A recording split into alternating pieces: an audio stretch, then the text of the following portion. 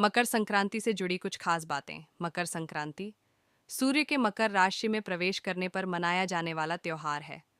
यह दिन दान, धर्म और पुण्य के लिए बहुत शुभ माना जाता है।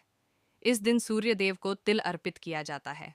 मकर संक्रांति के दिन से खरमास खत्म हो जाता है और मांगलिक कामों की शुरुआत हो जाती है। मकर संक्रांति के दिन पतंग उड़ाने की परंपरा है। मकर संक्रांति के दिन सूर्य की खगोलीय स्थिति में बदलाव होता है। मकर संक्रांति के बाद दिन बड़े होने लगते हैं और उत्तरायण की अवधि शुरू होती है। मकर संक्रांति साल में पड़ने वाली 12 संक्रांतियों में सबसे महत्वपूर्ण मानी जाती है। मकर संक्रांति से जुड़ी कुछ मान्यताएं ऐसी मान्यता है कि इस दिन भगवान सूर्य अपने पुत्र शनि से मिलने जाते हैं। मकर संक्रांति के दिन ही गंगा जी कपिल मुनि के आश्रम से सागर में जाकर मिली थीं। मकर संक्रांति भारत का एक प्रमुख त्योहार है जो हर वर्ष 14 या 15 जनवरी को मनाया जाता है। इसे सूर्य देवता को समर्पित पर्व माना जाता है और यह उनकी मकर राशि में प्रवेश करने की घटना को दर्शाता है। मकर संक्रांति का सांस्कृतिक, धार्मिक और सामाजिक महत्व है। यह पर्व मुख्य रूप से कृषि से जुड़ा हुआ है और फसल कटाई का उत्सव भी माना जाता है। अलग अलग राज्यों और संस्कृतियों में इसे अलग अलग नामों और तरीकों से मनाया जाता है। इस लेख में हम विस्तार से मकर संक्रांति पर की जाने वाली प्रमुख गतिविधियों और परंपराओं के बारे। एक, सूर्य देवता की पूजा। मकर संक्रांति पर सूर्य देवता की विशेष पूजा की जाती है। यह दिन इस बात का प्रतीक है कि सूर्य अब दक्षिणायन से उत्तरायण की ओर बढ़ता है। इस समय सूर्य की किरणों को शुभ और स्वास्थ्य के लिए लाभकारी माना जाता है। लोग सुबह जल्दी उठकर स्नान करते हैं और सूर्य देवता को जल चढ़ाते हैं। सूर्य मंत्रों का उच्चारण करते हुए लोग सूर्य की पूजा करते हैं और सुख समृद्धि की कामना करते हैं। 2. पवित्र नदियों में स्नान। मकर संक्रांति पर गंगा, यमुना, गोदावरी और नर्मदा जैसी पवित्र नदियों में स्नान करने का विशेष महत्व है। यह माना जाता है कि इस दिन नदी में स्नान करने से पापों का नाश होता है और पुण्य की प्राप्ति होती है। हरिद्वार, प्रयागराज, इलाहाबाद, वाराणसी और उज्जैन जैसे धार्मिक स्थलों पर विशेष मेले का आयोजन किया जाता है, जहां लाखों लोग स्नान के लिए आते हैं। 3. दान, पुण्य और दान का महत्व। मकर संक्रांति के दिन दान करने की परंपरा है। यह माना जाता है कि इस दिन दान करने से 100 गुना अधिक फल मिलता है। अन्न, वस्त्र, तिल, गुड़, घी और अन्य खाद्य पदार्थों का दान किया जाता है। गरीबों और ज़रूरतमंदों की सहायता करना इस दिन का एक प्रमुख कर्म है। 4. तिल और गुड़ के पकवान। मकर संक्रांति का जिक्र तिल और गुड़ के बिना अधूरा है।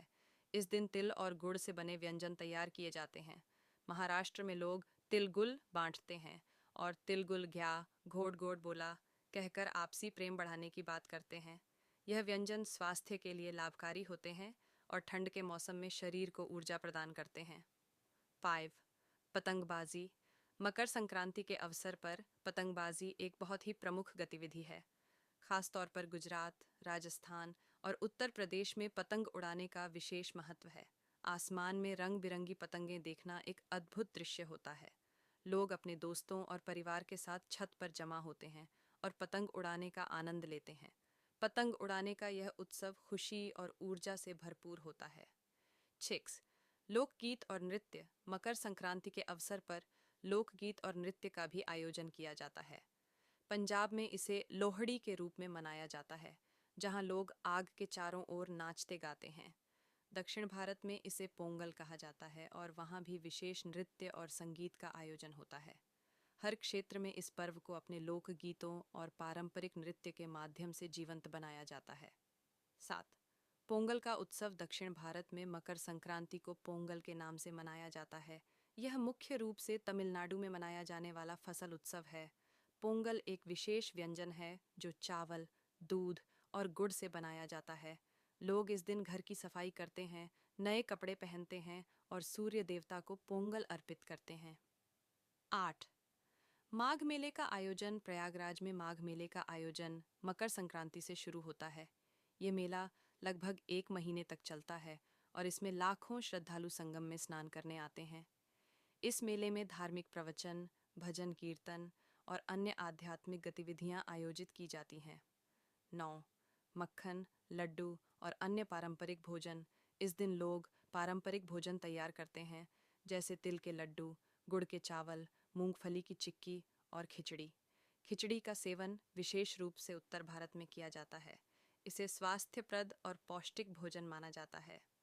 10वीं लोहड़ी और भोगी उत्सव पंजाब और हरियाणा में मकर संक्रांति के एक दिन पहले लोहड़ी मनाई जाती है।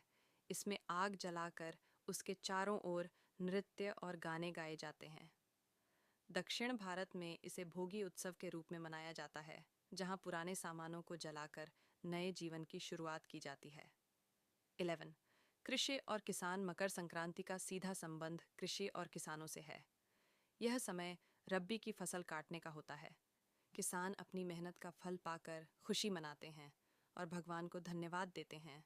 इस दिन कृषि से जुड़े उपकरणों की पूजा की जाती है